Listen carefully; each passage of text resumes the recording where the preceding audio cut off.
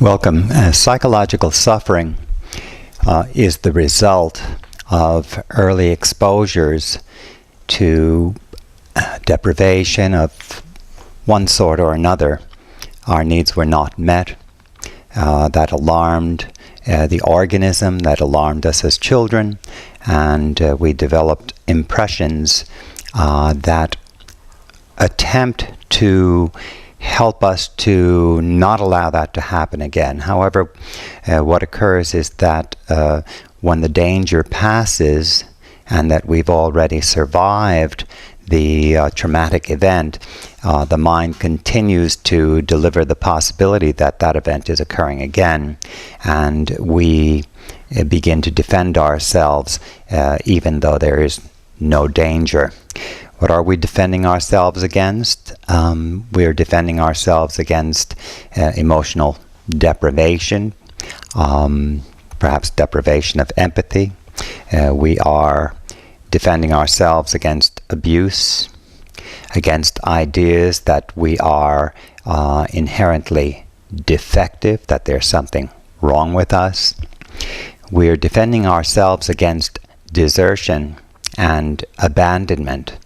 And these are the types of early events that did not necessarily occur literally. However, the youngster interpreted the event to mean these different ideas.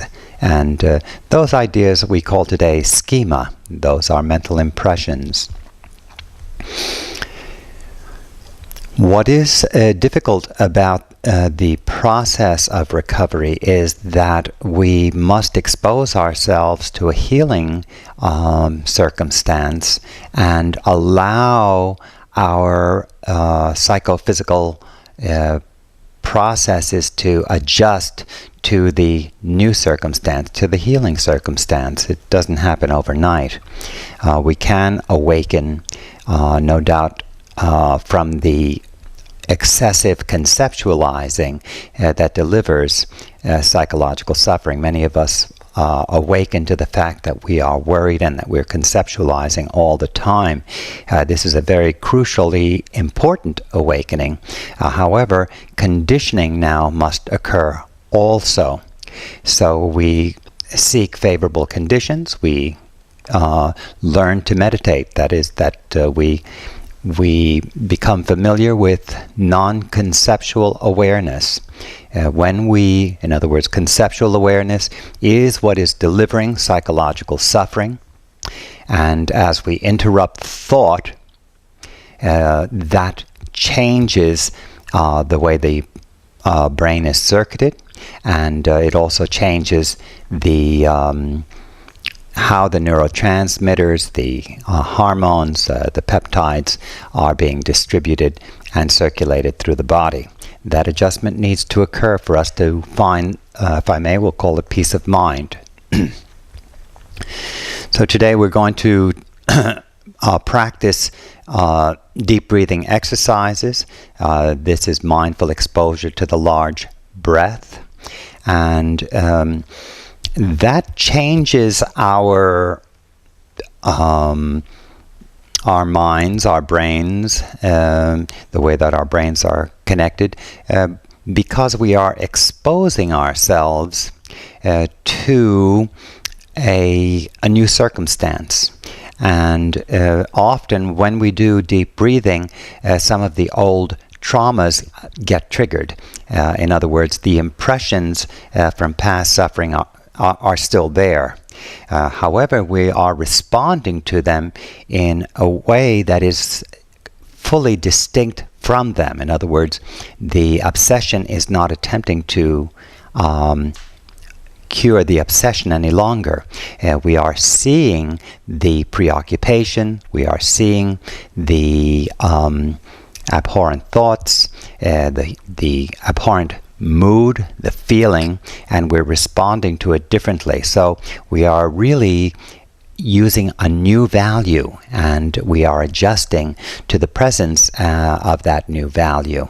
and we are exposing ourselves to a new circumstance. That is the blessing of non-conceptual awareness.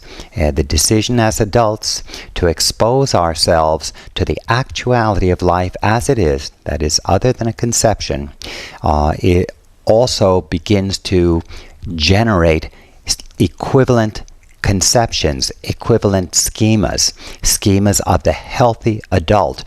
In fact, they are the schemas of the wisdom mode of the healthy adult. So that's just to give you a brief introduction to deep breathing. Probably the most profound understanding about deep breathing is that it is not only being done by us, however, it is also just happening. So this understanding both these perspectives is important because we are actually breathing from two perspectives, and one of them is impersonal. So we have the personal experience of breathing, where we feel that we are what is breathing. We are deciding to deepen our breath. However, it is also nature in movement. It is impersonal. We are manifestations of nature operating in the field of nature. It is certainly valid to say that we are in nature, but it is also valid to say that we are nature. In other words, what we are looking at is what is looking. And so that is this decentered perspective that is meditation itself. Let's just take a quick look at meditation.